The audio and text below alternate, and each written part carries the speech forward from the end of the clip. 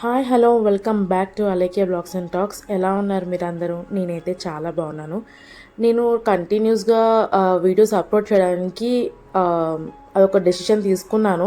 But మధ్యలో చాలా break వచ్చేసింది. నేను ఇక్కడ పూణేలో లేనండి. కంటిన్యూస్గా ట్రావెలింగ్ అటు ఇటు వెళ్ళటం అవన్నీ జరుగుతున్నాయి అనమాట. అందుకని నేను అప్డేట్స్ ఇవ్వలేకపోతున్నాను అండ్ పోస్టులు కూడా పెట్టలేను. అంటే నా సిచ్యువేషన్ అలా ఉంది. అస్సలు టైం లేదనమాట. లాస్ట్ వీక్ అంతా కొంచెం బిజీ ఉండే. నేను ఇక్కడ పూణేలో కూడా లేను, అవుట్ ఆఫ్ టౌన్, అందుకని అనమాట.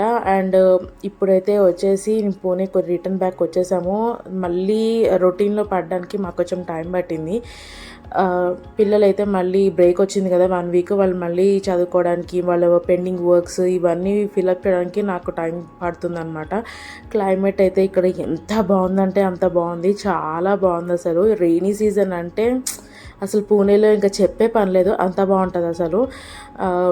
అదే వెళ్తున్న దారంతా కూడా వాటర్ ఫాల్స్, గ్రీనరీ ఇవన్నీ చూడొచ్చు, అంత బాగుంటుంది.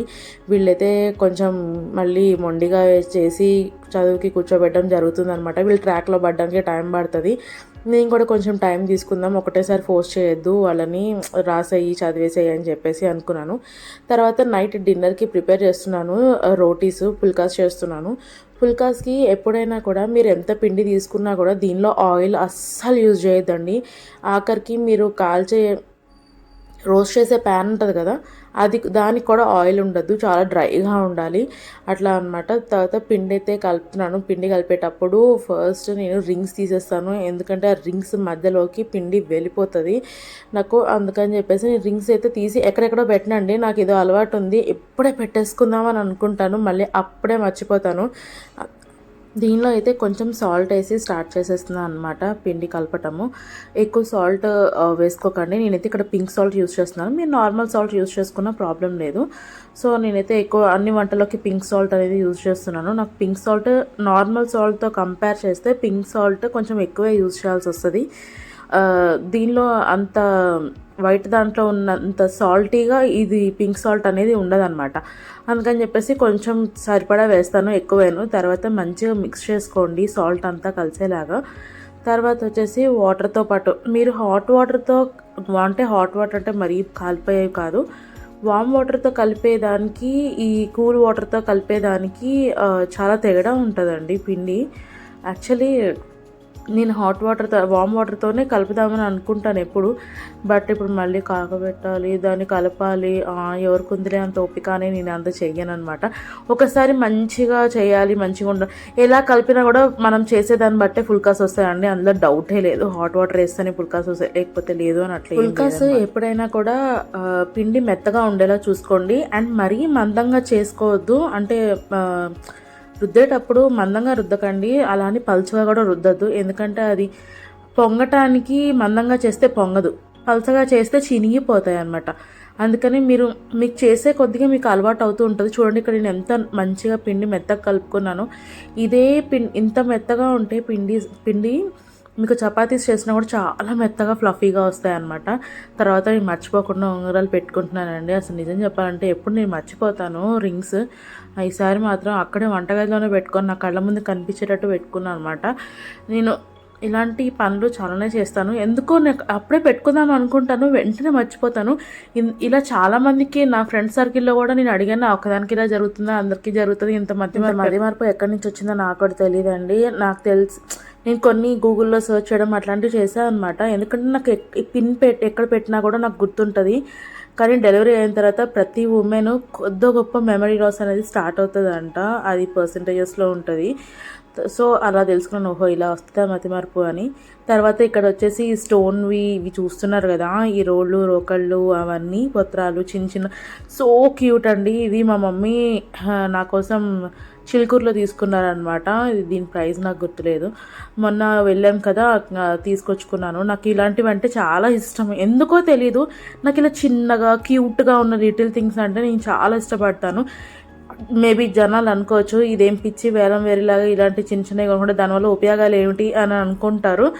బట్ నాకు ఇష్టము, నా సోల్ని సాటిస్ఫై చేసుకోవడం కోసం, అంటే నా మనసుకి ఆనందం కోసం నేను కొనుక్కుంటూ ఉంటాను అనమాట ఇలాంటివన్నీ. తర్వాత ఫస్ట్ అయితే రోటీస్ చేసేటప్పుడు అలా జుట్టు వదిలేసి చేయలేము కదా రోటీస్. సో ఫస్ట్ అయితే మనం హెయిర్ టై చేసేసుకుందాము. ఇది ఎండాకాలం కాదు కాబట్టి మనం హెయిర్ లీవ్ చేసినా అంత ప్రాబ్లం ఉండదు. బట్ నేను కుకింగ్ చేసేటప్పుడు ఖచ్చితంగా నేను హెయిర్ అయితే టై చేసేస్తానండి, అసలు ఉంచాను. తర్వాత మీరు ఎప్పుడైనా కుకింగ్ చేసేటప్పుడు వేస్ట్ కలెక్ట్ చేసుకోవడానికి ఒక bowl instead of news paper, మనకు న్యూస్ పేపర్ అయితే రోజుకో న్యూస్ పేపర్ చించుకోవాలి. సో నేను న్యూస్ పేపర్స్ ఇంతకుముందు యూజ్ చేసేదాన్ని నేను కూడా. బట్ తర్వాత నేను ఇట్లా వేస్ట్ ఎక్కువ చేస్తున్నాము మనం పేపర్, అలా కాదు బౌల్లో కలెక్ట్ చేసుకుందామని చెప్పేసి నేను ఎక్కువ బౌలే పెట్టుకుంటున్నాను ఇప్పుడు. వేస్ట్ కలెక్ట్ చేసుకోవడానికి ఒక బౌల్, అండ్ మీరు ఏదైతే కట్ చేస్తారో వెజిటేబుల్స్, ఆనియన్స్ ఇవన్నీ కలెక్ట్ చేసుకోవడానికి ఇంకొక బౌల్ పెట్టుకోండి. సో దట్ మీకు అక్కడ కౌంటర్ టాప్ అంతా మెస్సీగా అవ్వకుండా ఉంటుంది అనమాట. అదంతా కూడా అట్లా నీట్గా పెట్టుకుంటే మనకి అక్కడ చిరాగ్గా కూడా ఉండదు. అండ్ ఎప్పుడు మీరు ఏవి తీసినా కూడా పసుపు, ఉప్పు ఇలాంటివి తీస్తారు కదా డైలీ మసాలాస్, అవి తీసినప్పుడు కూడా అవి రీప్లేస్ వెంటనే పెట్టేయడానికి ట్రై చేయండి. మనం కౌంటర్ టాప్ మీద పెడితే నెక్స్ట్ మనం వేరే పని ఏదైనా చేసుకోవాలంటే అవన్నీ అడ్డొస్తూ ఉంటాయి అనమాట. అందుకని ఎప్పుడు పని అప్పుడు చేయండి. ఏ కుకింగ్ అయినా కూడా మీరు ఏం కట్ చేయాలన్నా ఫస్ట్ ఫ్రస్ట్రేషన్ నైఫ్ మీద వస్తుంది. మీరు మంచి నైఫ్స్ సెలెక్ట్ చేసుకోండి. ఇక్కడ నాకు ఈ నైఫ్ బాగా అలవాటు. ఇది ఎప్పుడు నేను ఆల్మోస్ట్ 3 years బ్యాక్ ఇండియాకి వచ్చిన కొత్తలో కొనుక్కున్నాను అండి, నేను ఢిల్లీలో ఉన్నప్పుడు. అది పోకుండా నేను ఎంత జాగ్రత్త, నేను ఇల్లు షిఫ్ట్ అయ్యేటప్పుడు ప్రతిసారి ఈ నైఫ్ మాత్రం చాలా జాగ్రత్తగా పెట్టుకుంటాను. ఎందుకంటే నాకు ఇలాంటిది మళ్ళీ నాకు దొరకలేదు. యూనో ఈ టైప్లో చాలా వచ్చాయండి, చాలా బ్రాండ్స్లో చాలా వచ్చాయి.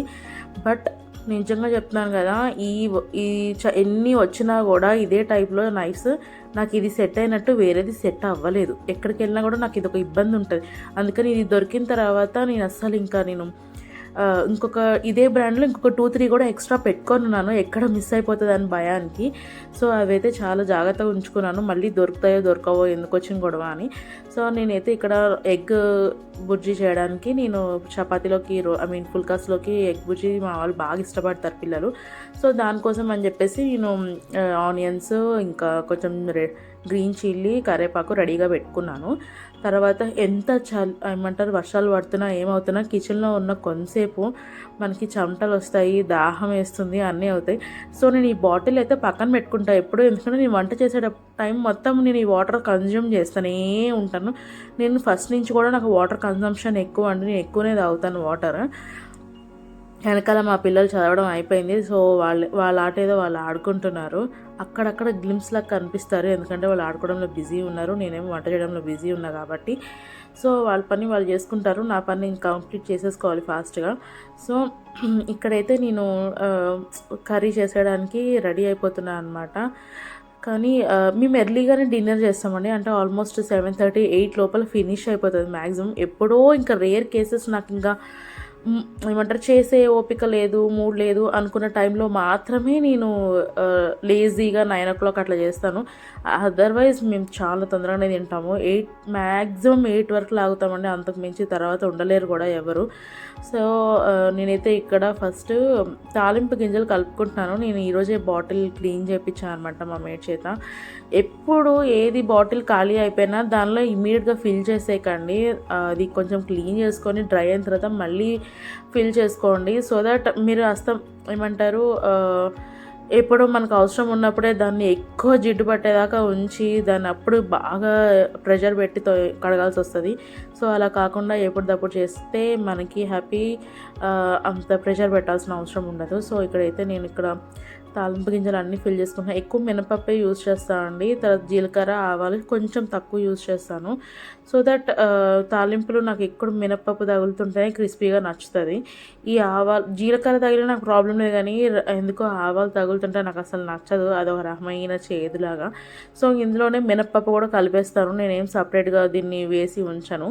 ఈ తాలింపులోనే మినపప్పు కూడా వేసేసి పక్కన ఉంచేస్తాను. కొంతమంది దీనిలోనే చిన్న చిన్నగా రెడ్ చిల్లీస్ కూడా కట్ చేసి పెట్టేసుకుంటారు, బట్ నాకు రెడ్ చిల్లీస్ విడిగా తగలాలి, అందుకని చెప్పేసి దాన్ని సపరేట్గా పెట్టుకున్నాను నేను.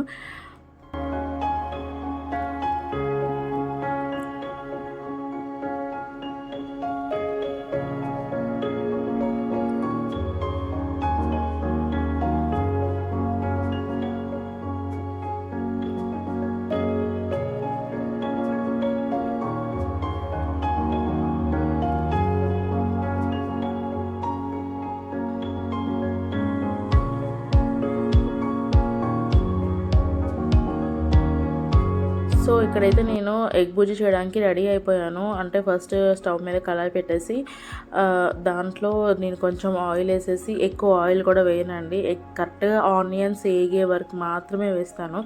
తర్వాత ఎగ్ ఆటోమేటిక్గా ఆనియన్స్ ఉంటాయి కాబట్టి దానిలో వాటర్ బయటకు వస్తుంది కాబట్టి కొంచెం డ్రైగానే ఎగ్ తింటాము. కర్రీ అలాగే ఉండాలన్నమాట. సో అందుకని చెప్పేసి తర్వాత ఈ పోపు గింజలు ఏవైతే ఉన్నాయో తాలింపు గింజలు అవన్నీ వేసేసాను. అది కొంచెం వేగుతుండగానే నేను ఇక్కడ ఆనియన్స్ అవన్నీ వేసాను. ప్రతిసారి ఆనియన్స్ ఏదో ఒకటి వేసేటప్పుడు నా చేతుల మీద, మొహం మీద స్పిల్ అవ్వడము ఇలాంటివి జరుగుతూ ఉంటాయి. అందుకని నేను కొంచెం అంత వియర్డ్ ఫేస్ పెట్టి వేసాను. ఎక్కడో పడుతుందని ఒక చిన్న భయం ఉంటుంది కదా, అలా అనమాట. ఎందుకంటే నేనైతే జనరల్గా వంట చేస్తున్నా కూడా నాకు కాల్చుకునే అలవాటు చాలా ఉంది. అందుకని తర్వాత ఇందులో ఫస్ట్ అయితే ఆనియన్స్ వేయంగానే సాల్ట్ అండ్ ఈ టర్మరిక్ 2 వేసేస్తాను.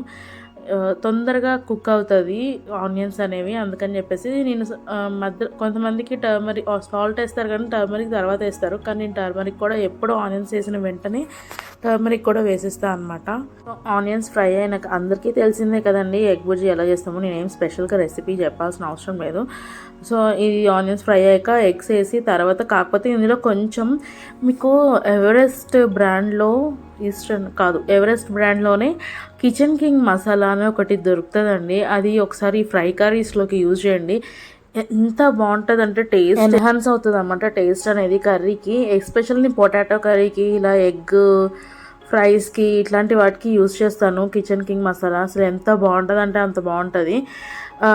మెయిన్ మనకి టేస్ట్ ఇంపార్టెంట్ కదా. పిల్లలు కూడా కొంచెం ఎక్కువ వేయక్కర్లేదు, జస్ట్ ఒక 1/2 టీ స్పూన్ వేస్తే చాలు. 1/2 టీ స్పూన్ అంటే పెద్ద టీ స్పూన్ కాదు, మామూలుగా చిన్నగా ఒక 2 పించెస్ అనుకోండి, అట్లా వేస్తే అసలు ఎంత బాగుంటుందో అంత బాగుంటుంది. నేనైతే ఎగ్ బుర్జీ చేస్తున్నాను కాబట్టి ఎగ్స్ అన్నీ కూడా ఆనియన్స్లోకి మిక్స్ చేసేసి ఒక 2 మినిట్స్ అలా వదిలేస్తాను.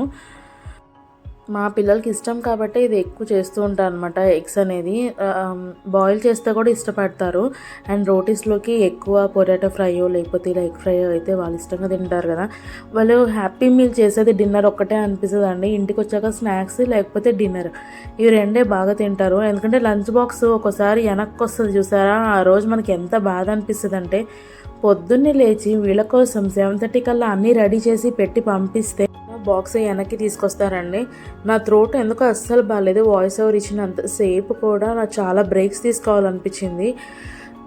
ఎందుకో మేబీ ట్రావెల్ చేయడం వల్లనో ఏమో తెలీదు, క్లైమేట్ చేంజ్ అవ్వడం వల్ల ఏమో అనుకుంటా. నాకైతే ఇట్లా గొంతు మాట్లాడిన ప్రతిసారి ఏదో డిస్టర్బెన్స్ లాగా అనిపిస్తుంది నా వాయిస్ నాకే. సో ప్లీజ్ ఏమనుకోవద్దు, అడ్జస్ట్ అవ్వండి. నేను దీన్ని తొందరగానే క్యూర్ చేసుకొని మళ్ళీ మంచిగా వాయిస్ ఓవర్ ఇవ్వడానికి ట్రై చేస్తాను. సో నేనైతే ఈరోజు అయిపోయిందనమాట. నాకైతే వచ్చిన తర్వాత చాలా చాలా పని ఉందండి ఊరి నుంచి వచ్చిన తర్వాత.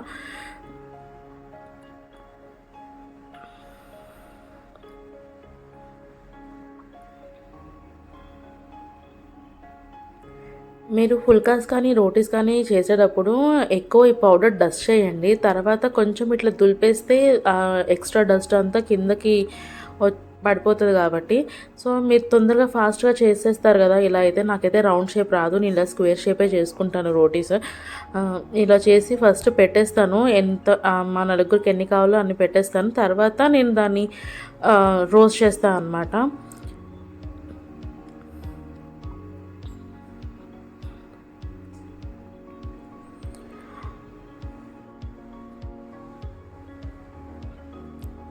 ప్యాన్ కూడా ఎప్పుడు కొంచెం వేడెక్కిన తర్వాతే రోటీస్ వేయాలండి. డైరెక్ట్గా ఇప్పుడు పెట్టంగానే అది హీట్ ఎక్కకుండా రోటీ వేసేస్తే దానికి అంటుకుపోతుంది. సో ఫస్ట్ రోటీ అటు ఇటుగా ఆబ్వియస్లీ కొంచెం అటు ఇటుగా అంటుకుంటుంది, బట్ సెకండ్ రోటీ నుంచి అంతేముంటుంది. అండ్ హై ఫ్లేమ్లో అస్సలు పెట్టద్దు, కొంచెం మీడియం టు లో ఫ్లేమ్లో పెట్టుకోండి. హై ఫ్లేమ్లో పెడితే ఒక 4 చపాతీస్ తర్వాత మళ్ళీ స్టిక్ ఆన్ అయిపోతుంది. అందుకని కొంచెం మీరు ఈ టైంలో వేరే పనులు కూడా చేసుకోవచ్చు.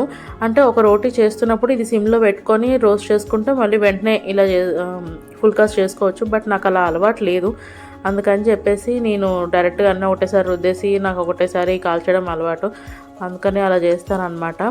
చాలామంది ఎక్స్పీరియన్స్డ్ అయితే అలా ఉండరు, ఒక పక్కన ఇలా రోస్ట్ చేస్తూ ఒక పక్కన మళ్ళీ రుద్దేసుకోవడం అలా చేస్తూ ఉంటారు. సో ఇది కొంచెం బబుల్ వచ్చిన తర్వాత అయిపోయిన తర్వాత ఇలా ఫుల్కాస్ చేసుకోవడమేనండి, ఏం లేదు. నేను స్టవ్ మీద డైరెక్ట్గా వేస్తాను. దీనికి మళ్ళీ సపరేట్గా ప్యాన్, సపరేట్గా గ్రిల్ లాగా ఉండడము అట్లాంటి ఏం లేదు. నాకు అలవాటు అయిపోయింది ఇలా చేసుకోవడము అంతే. తర్వాత ప్లేట్లో అయితే సర్వ్ చేసేసి వీళ్ళకైతే ఇచ్చేస్తున్నాను. ఫస్ట్ మా హస్బెండ్, తర్వాత పిల్లలు వీళ్ళందరూ ఆకలి మీద ఉంటారు కాబట్టి 7:30, 8 o'clock కల్లా వాళ్ళకైతే ఫస్ట్ వెళ్ళిపోతుంది.